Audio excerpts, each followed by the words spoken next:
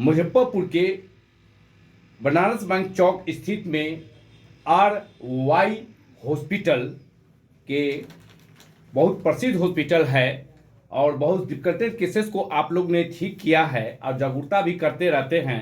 सरकार भी कर रही है और आप डॉक्टर लोग भी कर रहे हैं, मीडियाकर्मी भी, प्रशासन भी कर रहे हैं जागरूकता के लेके। अभी जो देख रहे हैं कि पहले ओल्ड एज वाले को डायबिटीज हुआ करते थे, अब देख रहे हैं 10 साल के बच्चे को भी डायबिटीज हो रहा है। क्यों हो रहा है, कैसे बचना चाहिए डायबिटीज से, वो बताएं। मेरा नाम मोहम्मद फरहानुल यकीन है। मैं RY हॉस्पिटल का प्रोप्राइटर हूँ और मैं बनारस बैंक चौक पे हमारा हॉस्पिटल है। जहाँ तक हमारी अपनी समझ है, शुगर एक ऐसी चीज़ है जो स्ट्रेस से होता है।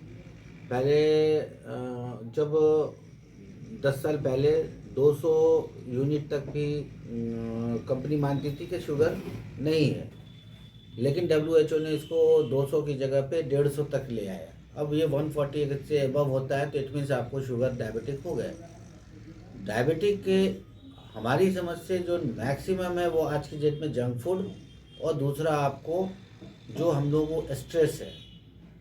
पहले स्टैंडर्ड 4 स्टैंडर्ड 3 तक की पढ़ाई उतनी नहीं होती थी। आज बच्चे जो पढ़ने जाते हैं उनके ऊपर इतना ज़्यादा स्ट्रेस होता है और दूसरा मोबाइल, उसकी भी रेस। तो इन सब वजह से जब लड़कों पे स्ट्रेस होगा या हमारे ऊपर भी स्ट्रेस होता है तो हमें शुगर होना है, डायबिटिक होना है। और डायबिटिक एक ऐसा है कि वो साइलेंट किलर है। साइलेंट किलर है तो जनरली क्या है कि उसके बाद लोग ये सोचते हैं कि मुझे डायबिटिक हो गया, हर दिन वो फास्टिंग पीपी कराते रहते हैं टेस्ट। जब ये कराते हैं तो उनको ये फील होता है कि मेरा शुगर जो अभी हाई है। तो साइकोलॉजिकल इफेक्ट जो बॉडी पे पड़ता है वो सबसे बुरा है। हम निगेटिविटी की तरफ भागते जाते हैं, पॉजिटिव चीज़ को छोड़ के कि अगर मैं फास्टिंग पीपी ना कराऊं, 6 महीना में मुझे खुद भी शुगर है, मैं नहीं करता। और आज की डेट में मैं बहुत फिट हूँ। पहले था जब मैं टेस्ट डेली करता था तो मुझे खुद प्रॉब्लम होती थी, अरे यार आज 300 है, 260 है, वो बहुत प्रॉब्लम क्रिएट करता था। और मैं रियली में डिप्रेशन में जाता था कि शुगर हो गया है, चलना मुश्किल है, आलसी हो गए। लेकिन जब से मैंने शुगर का टेस्ट करना अपना खुद छोड़ दिया, अभी मैं एकदम फिट हूँ, फर्स्ट क्लास हॉस्पिटल चला रहा हूँ। मैं सुबह 7 बजे आता हूँ यहाँ पे, ब्रेकफास्ट इधर ही आता है मेरा, लंच भी मैक्सिमम इधर ही आता है, फिर मैं लंच के बाद घर जाता हूँ, फिर रात के 10 बजे, 9 बजे, 10 बजे, 11 बजे रात तक मैं रहता हूँ। 1% भी मुझे कोई प्रॉब्लम नहीं आ रहा, क्योंकि मेरे अंदर की जो निगेटिविटी थी वो बाहर आ गई। अब अभी देख रहे हैं कि पहले हार्ट से लोग 50 के बाद में, मतलब कि हार्ट अटैक से लोग मरते थे, अब देख रहे हैं युवा पीढ़ी भी ग्रसित हो रहे हैं। तो क्यों हो रहा है, हार्ट से क्यों ज्यादा मर रहे हैं? सरकार तो ध्यान दिए हुई है, फिर जागरूकता भी हो रही है, सब चीज हो रही है, आप लोग भी जागरूकता करते हैं, तो ये हार्ट से कैसे बचना चाहिए बीमारी से? देखिए, हार्ट का जो प्रॉब्लम है इसमें क्या है कि कोलेस्ट्रॉल लोगों का और ट्राइग्लिसराइड बहुत बढ़ जा रहा है। ट्राइग्लिसराइड बढ़ने की वजह बहुत सारा है कि फास्ट फूड में जो हम केमिकल्स यूज़ करते हैं वो नहीं करना था। हम घर पे आप वही फास्ट फूड, आप चाउमीन घर में बनाइए, पिज़्ज़ा आप घर पे बनाइए तो कोई बनाना, उसमें क्या अमीनो एसिड पड़ता है, उसमें कई तरह के केमिकल्स पड़ते हैं फास्ट फूड में। और उन फास्ट फूड की वजह से ट्राइग्लिसराइड आपका बढ़ जाता है। जब ट्राइग्लिसराइड आपका बढ़ेगा तो कभी भी आपको कोई भी प्रॉब्लम, आप एकदम फिट हैं, एक बार ट्राइग्लिसराइड बढ़ा हुआ है, बीपी शूट किया, ट्राइग्लिसराइड की वजह से बीपी शूट किया आपका, जैसे ही शूट किया आपको फेंट किए तो नेचुरली कहीं ना कहीं चोट लगती है, तो ब्रेन हेमरेज हो गया या हार्ट अटैक हुआ तो डेथ कर गए।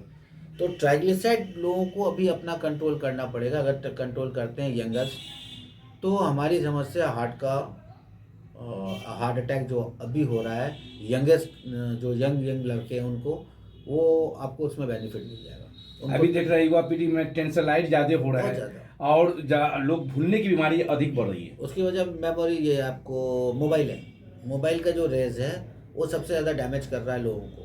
और दूसरा क्या है कि हमारे घर के ऊपर में एंटीना लगा हुआ है, टावर। जो टावर अगर प्रेग्नेंट कोई, उस टावर के नीचे में कोई प्रेग्नेंट लेडी है, उसका बच्चा सीधा नहीं हो सकता है, अपाहिज ही आ रहा है। आस पड़ोस के भी आस नुकसानदेह। पास के भी लोगों को नुकसानदेह है। तो सबसे पहले अभी तो सुप्रीम कोर्ट ने भी एक जजमेंट दिया था कि टावर को रेसिडेंशियल एरिया से हटाने के लिए, लेकिन कहीं नहीं हटा, जहाँ एज इट इज सब रह गया है। लेकिन हमारी समझ ये है कि आप खुद प्रिकॉशन ले, कोशिश करें कि मोबाइल जो बात कर रहे हैं वो मोबाइल पे आप ऐसे नहीं बात करें।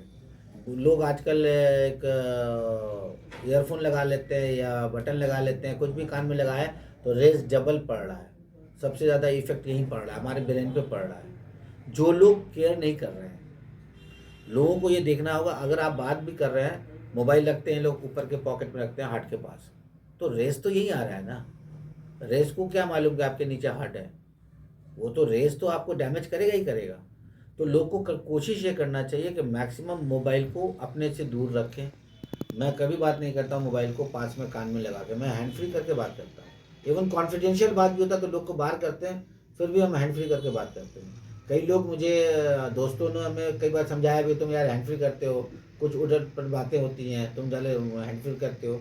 तो मैं ये कहता हूँ हैंड फ्री करके आप बात कीजिए, कोई दिक्कत नहीं है।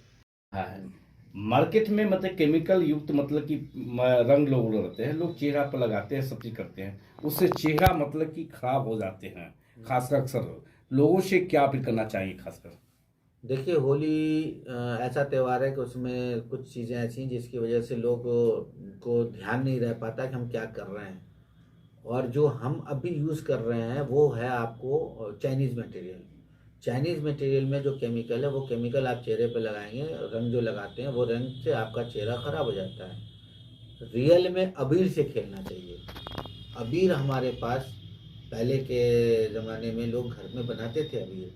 हम घर में अगर अबीर अपना बना लें तो ज़्यादा बेहतर है। नहीं तो किसी अच्छी कंपनी का अबीर लें और उस अबीर से खेलें। आप चाहिए तो उससे भी रंग बना सकते हैं, ऐसा कुछ नहीं है। वो भी आप चाहे तो पानी लगा लिए तो रंग हो गया, वो उससे आप रंग खेल लीजिए। ये जो चाइनीज़ मटेरियल है आप यूज़ कर रहे हैं, इससे हमारे चेहरे पे डिफेक्ट होगा और रियली में स्किन का प्रॉब्लम होता है। हर साल देखिएगा तो 2-4% लोग को प्रॉब्लम आती है। लोग इसको केयर नहीं कर पा रहे हैं, लेकिन करना पड़ेगा हमें। उसमें देखते हैं कि पुआ खा लेते हैं, दही बड़ा खाते हैं, इस तरह खाते हैं, तो लोग मतलब उन लोग को कैसे क्या किस तरह खाना चाहिए? तो देखिए, होली में जनरली क्या है कि होली एक ऐसा त्यौहार है जिसमें लोग नॉनवेज पे ज़्यादा जोर देते हैं। ठीक, पुआ और दही बड़ा ये सब जो गेस्ट आते हैं उनके लिए होता है। ठीक है, घर में कि कोई गेस्ट आ रहा है, पुआ बनाया, दही दही बड़ा बना, या और भी मटेरियल जो भी बनता है, जो भी सामान बनता है वो घर में गेस्ट के लिए बनता है। मेन होता है नॉनवेज। नॉनवेज हमें उस दिन क्या होता है कि हमारे यहाँ जैसे एक बैग लोग बहुत ज़्यादा खा लेते हैं, तो उतना ना खाएं। 3 पीस 4 पीस मीट खाएं, इनफ है। फिर थोड़ी देर बाद खा लें, एक साथ भर के ना खाएं। क्योंकि मैक्सिमम जगह पे क्या है कि लोग थोड़ा सा कुछ लोग हैं जो कुछ ड्रिंक व्रिंक या भांग वांग ये पीते हैं, या वो भांग की शरबत जो होता है वो पीते हैं। तो वो पीने के बाद आप रहते नहीं हैं, आप अपने उसमें थोड़ा गुनूदगी रहती है। उस गुनूदगी से बचने के लिए उसके बाद आप गए कहीं दोस्त के घर, वहाँ आपने नॉनवेज खा लिया। मटन मेन होता है, रेयर जगह चिकन बनता है, 90% जगह पे मटन ही बनता है। ठीक, अब उस मटन में मटन रेड मीट ऐसे भी अलाउ नहीं है। ठीक, अभी के जितना आप कम खाएं रेड मीट उतना बेहतर है। लेकिन उस दिन क्या है कि दिवाली का होली का दिन है, कोई टेंशन नहीं है यार, हाँ खाओ तो 4 पीस खाओ, 5 पीस खाओ, ज़्यादा नहीं खाएं। हाँ, आप अपनी ओर से क्या संदेश देंगे लोगों को? मैं चाहूँगा मिलजुल के बढ़िया से होली मनाएं, मिलजुल के मस्जिद में नमाज़ पढ़ें और रोज़ा रखें। रोज़ा में जो रोज़ा के एहतमाम है वो करें, जो होली का एहतमाम है वो करें। ये नहीं कि होली खेल रहे हैं तो दूसरा कोई जा रहा है उसको उठाया नाली में डाल दिया, ये चीज़ें नहीं करें। मिल के खेलिए, अबीर से खेलिए, बहुत मज़ा आएगा। हम तो मतलब भाई कास्ट हम मुस्लिम हैं, हमारा दोस्त सब हिंदू है और हम विकास के साथ खेलते थे होली, कभी हम लोगों को प्रॉब्लम नहीं आई। अबीर से खेलते थे हम लोग, अबीर से खेले। अब अबीर ये हालत था कि रात में जब घर जाते थे, घर जाके जब सोने से पहले नहाते थे तो सर भारी हो जाता था, क्योंकि दिन भर अबीर रह गया सर पे। तो वो भी बहुत हार्मफुल है। ये नहीं कि बहुत ज़्यादा नहीं, थोड़ा सा लगाना चाहिए। अब लोग है अपने दोस्ती में पूरा ऊपर से नीचे तक रंग देता, नहीं रंगना चाहिए, क्योंकि उसका सेहत भी देखना चाहिए। कि आपको मैंने बहुत ज़्यादा अबीर लगा दिया, रात में आप जाइए, आपका सर भारी हो जाएगा, आपको लगेगा जैसे वो कुछ बहुत ज़्यादा वो है। फिर आप नहाए धोएंगे तो नेक्स्ट डे आप थोड़ा एडजस्ट करेंगे, फिर दूसरे दिन आप एडजस्ट करेंगे। तो मेरा ये कहना है कि अबीर से खेलिए, कम खेलिए, मतलब ये नहीं लगाना है, ये नहीं कि लगाना है तो पूरा एकदम ऊपर से नीचे नहला दीजिए, नहलाइए मत किसी को भी, वो आपके लिए बेनिफिट होगा। रमज़ान में मिलजुल के फर्स्ट क्लास अफ्तार कीजिए। जनरली पहले ग्रुप में अफ्तार होता था, अब तो माहौल ऐसा हो गया कि लोग अपने घर में करने लगे हैं। नहीं तो पहले ये था कि एक मोहल्ले में होता था, पूरे मोहल्ले वाले बैठते थे, चाहे वो हिंदू हो, चाहे मुस्लिम हो, चाहे सिख हो, ईसाई हो, सब बैठते थे। ये नहीं था कि हिंदू हैं तो वो नहीं बैठेंगे, मुसलमान हैं तो वो नहीं बैठेंगे, वो सब कुछ नहीं था पहले। आज की डेट में सब हो गया। नहीं तो अभी हम लोग के यहाँ, अभी भी हमारे यहाँ अफ्तार पे हमारे सब दोस्त बैठते हैं, हमारे सारे दोस्त बैठते हैं, चाहे वो हिंदू हो, चाहे वो सिख हो, सब बैठते हैं, हम लोग साथ अफ्तार करते हैं हमारे यहाँ। अभी हमारे यहाँ ये कल्चर ही बचा हुआ है, बाकी का नहीं करते। परिचय बताया जाए। परिचय, मेरा नाम मोहम्मद फरहानुल यकीन है, मैं ये RY हॉस्पिटल का प्रोप्राइटर हूँ।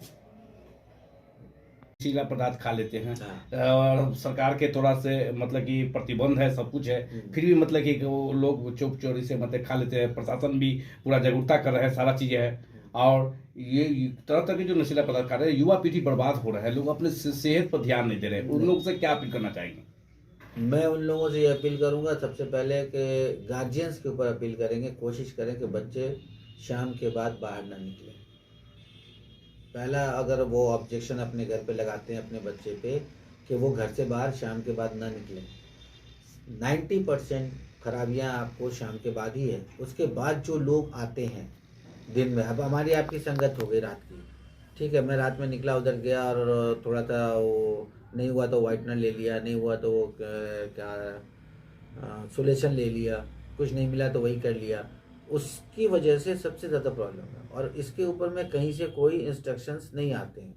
आइदर ये कि मुझे पुलिस को इन्फॉर्म करना पड़ता है, भाई फलाने जगह पे ये हो रहा है, वहाँ पे 2 बार पुलिस आती है, रेड मारती है, और 1-2 लड़के को पकड़ा गया उसको ले गई, फिर उसको नशा मुक्ति केंद्र में डाला, वहाँ भी शुरू है वही काम।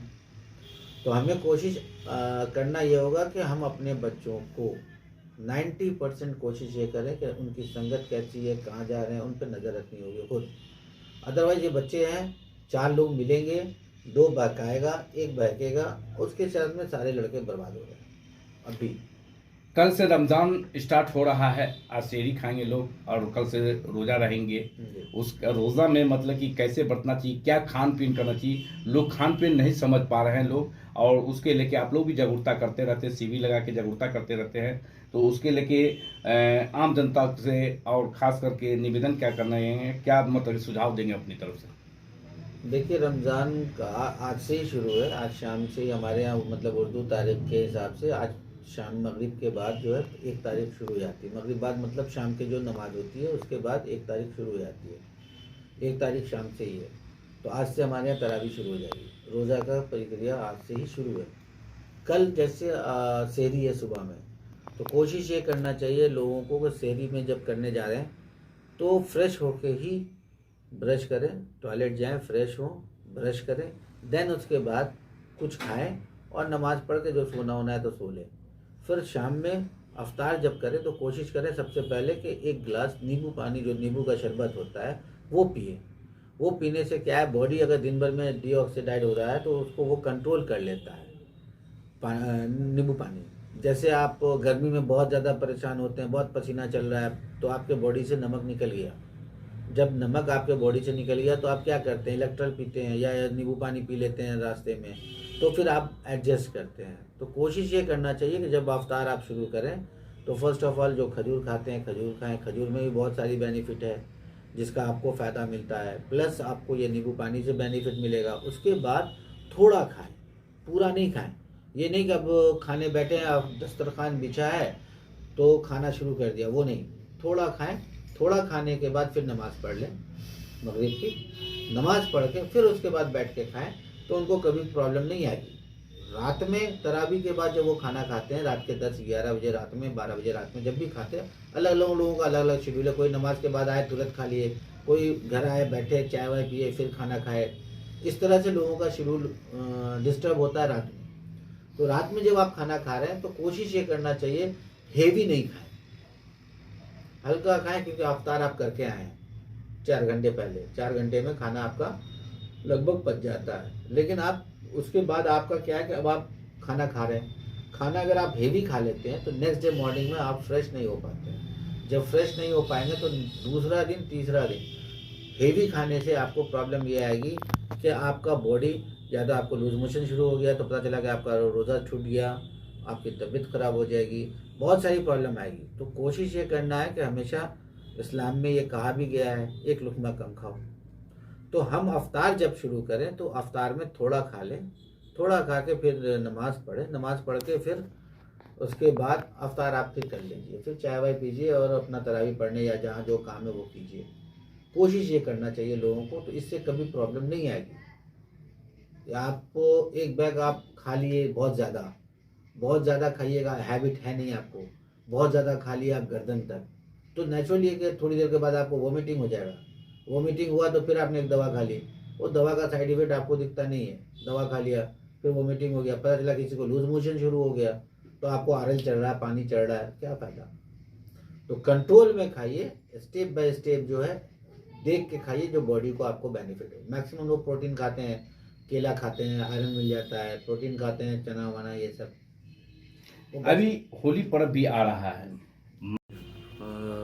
मैं आरवाई हॉस्पिटल के सभी डॉक्टर्स, सारे स्टाफ की ओर से एक शुभकामना देना चाहता हूँ कि जो हमारे प्रशासन, पॉलिटिशियंस, युवा और बड़े भाई, बुज़ुर्ग, बच्चों, इन सबों को एक शुभकामना के मिलजुल करके अच्छे से करें। और मीडिया और जो भी इस से हैं वो सारे लोगों को मैं एक शुभकामना दे रहा हूँ कि आरवाई हॉस्पिटल की ओर से कि मैक्सिमम आप जो गाइडलाइन गवर्नमेंट देती है त्यौहार को मनाने के लिए, उस त्यौहार का गाइडलाइन गवर्नमेंट दे रही है उसको आप फॉलो करें। इससे आपके फॉलो करने से बेनिफिट ये है कि किसी तरह का कोई हिंड्रेंस नहीं होगा, किसी तरह की कोई प्रॉब्लम क्रिएट नहीं होगी। जो भी गाइडलाइन है उसको आप लोग मिलजुल कर फॉलो करें और बहुत अच्छे से होली, ईद, रमज़ान मिलाएं, जिसके लिए मैं आप लोगों को बहुत बहुत शुभकामना देता हूँ।